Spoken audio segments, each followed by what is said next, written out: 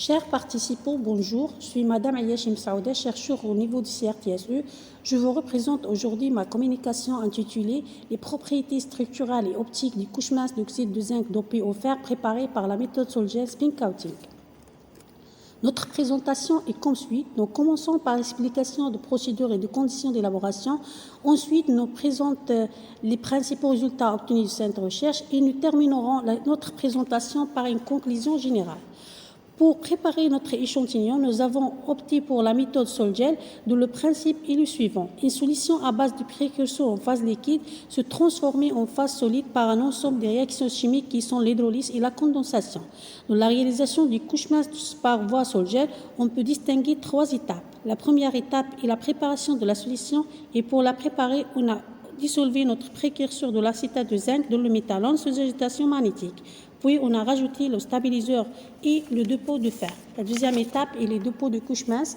Et pour le faire, nous avons utilisé la technique spin coating dont le principe illustré dans la figure suivante. La troisième étape est le traitement thermique qui sont le séchage à 200 degrés Celsius et le recueil à 500 degrés Celsius. Les films obtenus sont caractérisés par les techniques suivantes.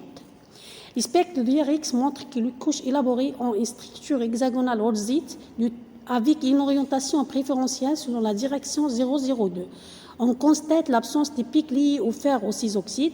Aussi, on remarque un décalage de pic 002 vers les angles supérieurs. Ce décalage lié au changement de paramètres de maille à cause de substitution des ions de zinc par des ions de fer de rayon ionique inférieur. Les valeurs de DRX illustrées dans le tableau suivant. Les images de mètres de couches présentaient une surface granulaire dense et uniforme. Les résultats obtenus par UV visible révèlent que les films présentaient une bonne transparence dans le domaine visible avec une transmittance supérieure à 90% et les valeurs de gap sont de 3,21 électronvolts pour l'oxyde de zinc non dopé et de 3,17 électronvolts pour l'oxyde de zinc dopé au fer. La photoluminescence montre une forte émission UV à 390 nanomètres liée à la recombinaison excitonique et une large émission visible liée au défaut d'oxygène.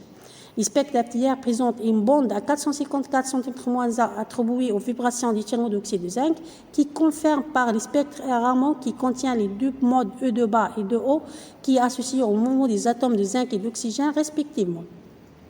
Le travail présenté dans le cadre de cette recherche a porté sur l'élaboration des couches minces d'oxyde de zinc dopées au fer en vue d'étudier l'effet de dopage sur leurs propriétés. Les couches obtenues ont été caractérisées par diverses techniques et les résultats obtenus montrent que nous avons réussi à élaborer des couches minces de bonne qualité optique et électrique. Et merci pour votre attention.